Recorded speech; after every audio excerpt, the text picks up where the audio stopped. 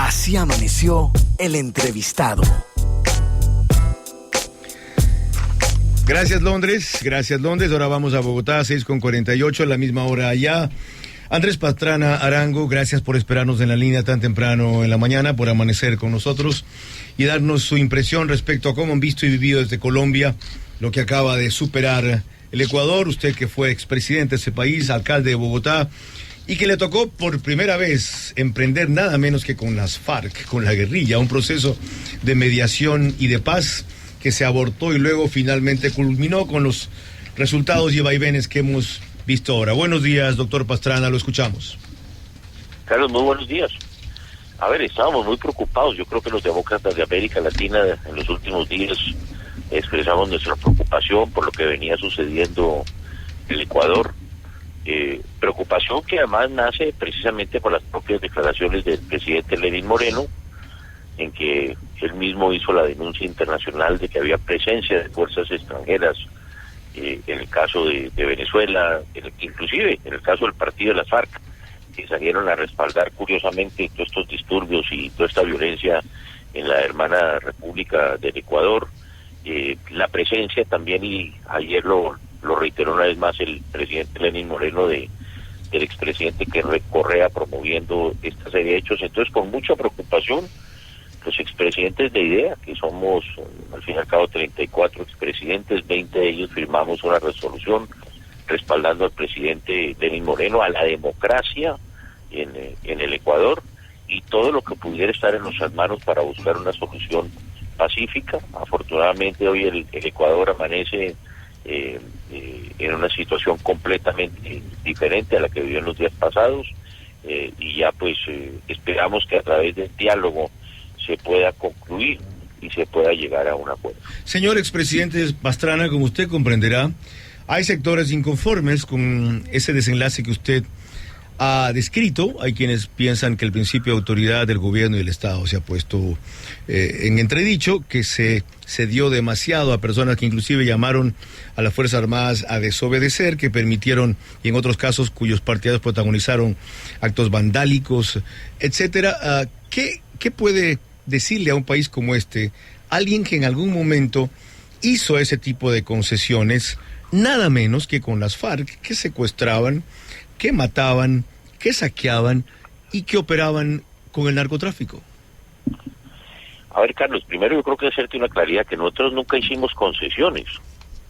Es curioso que usted me diga eso. Por el contrario, con la FARC en el gobierno de Andrés Pastrana, nosotros creamos el Plan Colombia, inclusive criticado en muchas ocasiones por colegas en el Ecuador, que fue lo que llevó a que la FARC se sentara en la mesa de negociación, lo que llevó a la FARC, que fue lo que le dijimos nosotros a Tiro Fijo, cuando nos reunimos en las selvas de Colombia. Yo le dije a Tiro Fijo el primer día: yo voy a construir un ejército para la guerra o para la paz, y usted define para qué quiere ese ejército. Y la FARC terminó en la lista de terroristas al finalizar mi gobierno, y la FARC terminó precisamente con el Plan Colombia, que fue lo que llevó a que el presidente Uribe, gracias al Plan Colombia, pudiera diseñar la política de seguridad democrática. Qué válida su aclaración histórica. Ese no es el tema. El tema aquí, Carlos, es algo que es muy importante. Doctor Pastrana, pero antes, aquí hay unas... agradezco su aclaración histórica. Qué importante que es la aclaración histórica que acaba de hacer. Prosiga, muy bien. No, claro, porque es que de verdad, no hubiera habido Uribe y paz democrática sin Plan Colombia. Inclusive, uno de las tesis, Carlos, que usted recuerda que muchas veces que hablamos nosotros, era que el Plan Colombia tenía que ser un plan conjunto de Ecuador y de Colombia. Correcto. Porque teníamos que mirar a nuestras gentes, a los indígenas, a los campesinos, cómo íbamos a llegar con política social a la frontera colombo-ecuatoriana, que es la que produce tristemente el 60% de la coca del mundo. Hoy en día todavía, después de las concesiones que hizo el presidente Santos, pues hoy sigue siendo la mayor productora de coca. Pero fíjese lo que está sucediendo aquí. Lo que interpretamos nosotros desde fuera con el decreto, creo que es el 883, si no me equivoco. Correcto, Carlos, así es. Es que hay una serie de medidas que tienen que ser tomadas en beneficio de la gente, en beneficio del pueblo. en ocasiones uno tiene que definir, ¿vamos a subsidiar el combustible únicamente, o vamos a construir vivienda, o vamos a construir escuelas, o vamos a construir acueductos, o vamos a llegar a nuestras gentes más pobres y más necesitadas? Que son medidas que todos hemos tenido que tomar, a veces con mayor o menor dificultad, pero que al final lo que busca es beneficiar ¿a quién? Al pueblo.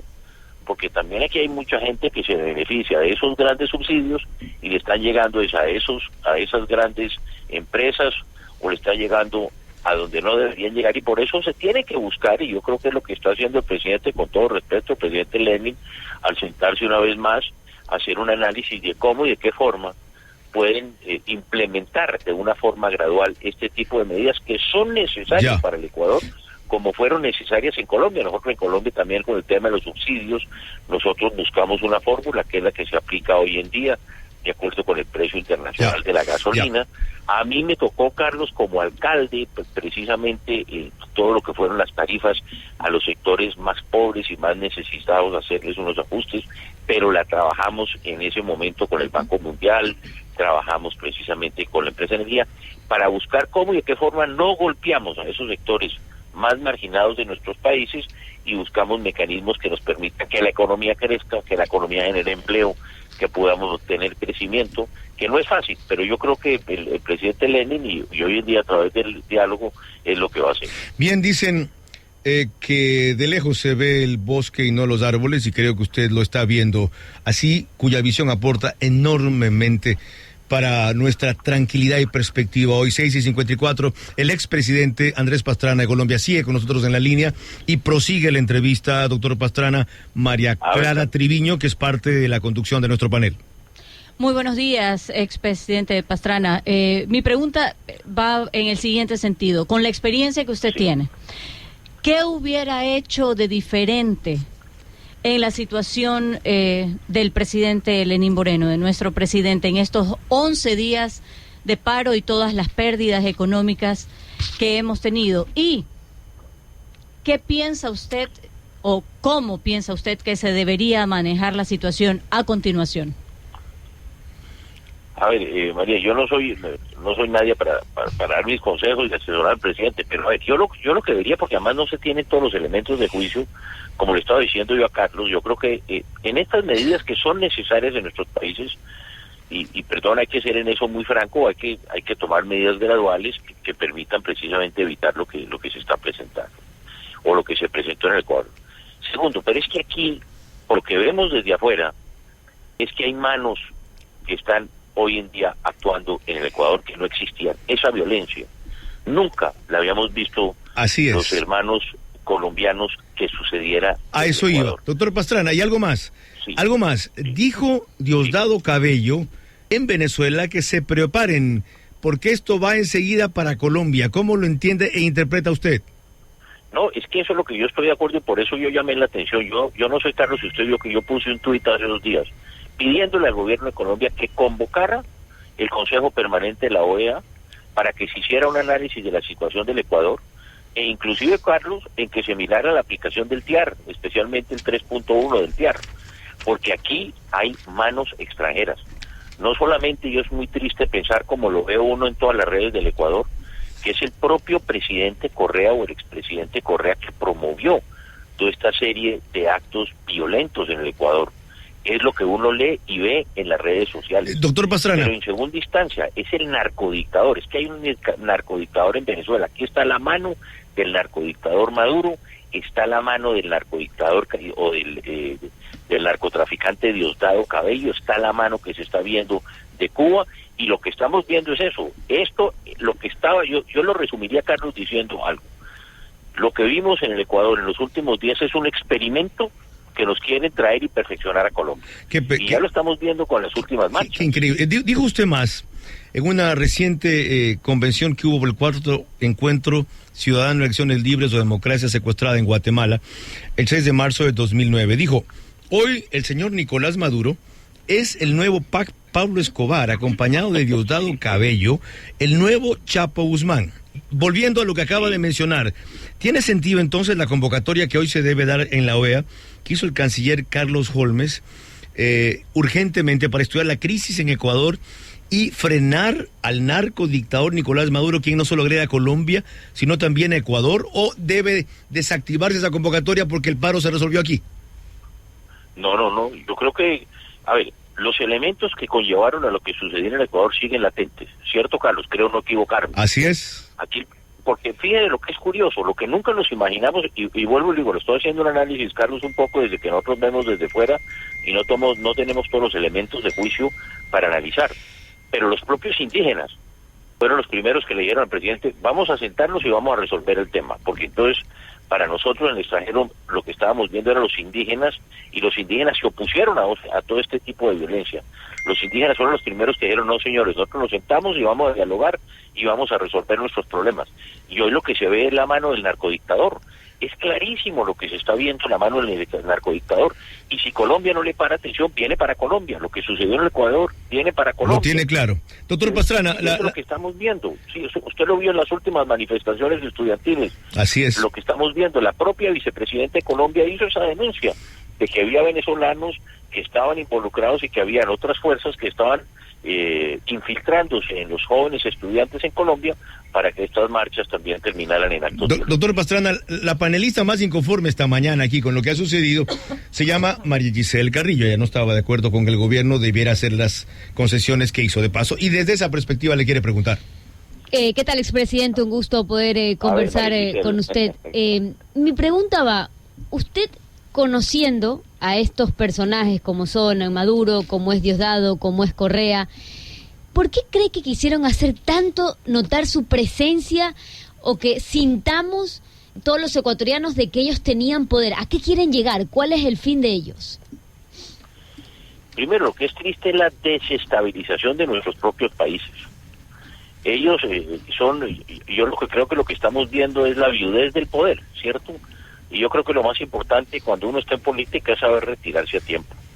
Pero lo que no estamos entendiendo es que hoy ellos están tratando, esto todo viene y tenemos que hacer un análisis para iniciar del foro de Sao Paulo, es una política concertada. Ellos les golpeó muy duro el que sus ídolos hayan terminado. Fíjese usted, el presidente Lula, el ídolo de lo que era de ellos, de lo que era esta revolución, el socialismo del siglo XXI, termina absolutamente denunciado por la infiltración de los dineros de Odebrecht y de otras compañías a su campaña, y termina preso el presidente Lula. Vemos lo que está pasando en Argentina con los señores Kirchner, ahora quieren regresar. O lo que está pasando, es que mire, lo de Ecuador ayer, a mí me llamaba la atención porque yo hice un poco la comparación. Cuando se quema la Contraloría, que es donde están los expedientes precisamente contra el presidente Correa, yo la asimilo a lo que fue la narcotoma del Palacio de Justicia de Colombia, donde asesinaron a nuestros jueces. Cuando el M-19, de la mano de Pablo Escobar, se toma el Palacio de Justicia para asesinar a nuestros magistrados, para acabar con las pruebas, dice Carlos, para acabar con las evidencias que se tenían en el Palacio de Justicia, para extraditar a Pablo Escobar en su momento, que como usted sabe fue mi secuestrador. Así es. En ese momento, lo que quiso hacer Pablo Escobar fue quemar todas las pruebas, todas estas evidencias. Y ayer volvió a mi memoria cuando veía el edificio de la Contraloría siendo quemado para acabar con todas las pruebas y las evidencias de la posible corrupción en el Ecuador. La comparación es muy lógica y muy válida, señor expresidente Pastrana. Gracias por la perspectiva histórica que usted nos ha dado de tan cerca, pero de tan lejos a la vez como es Bogotá, Colombia. Le agradezco sobremanera por lo iluminador de su mensaje y por lo visionario de su opinión. Si quiere alguna palabra adicional para concluir, así amaneció, lo escucha. No, que los hermanos ecuatorianos pueden tener absoluta paz y la tranquilidad, que los demócratas no solo de América Latina sino del mundo los estamos acompañando. Y todo lo que esté en nuestras manos que podamos ayudar para que el Ecuador salga adelante y continúe en esa política que tiene, hoy estamos dispuestos a colaborar. Que hay una amenaza latente, tenemos un narcorrégimen, tenemos un estado terrorista que se llama Venezuela. No nos olvidemos de eso, que hoy tanto los cubanos como los venezolanos, y muy triste decirlo hoy, el presidente Correa, que viene impulsando el expresidente, todos estos temas, hoy es muy triste pensar que alguien ecuatoriano esté en este tema. Doctor Pastrana. Pero tenemos que tener mucho cuidado porque hay un estado terrorista que se llama Venezuela y hay un narcoestado que tenemos que combatir porque lo que ellos quieren es desestabilizar la democracia en América Latina. Doctor Pastrana, otra vez gracias. 7:02. La opinión del expresidente de Colombia, Andrés Pastrana, desde Bogotá, Colombia, sobre lo sucedido en Ecuador.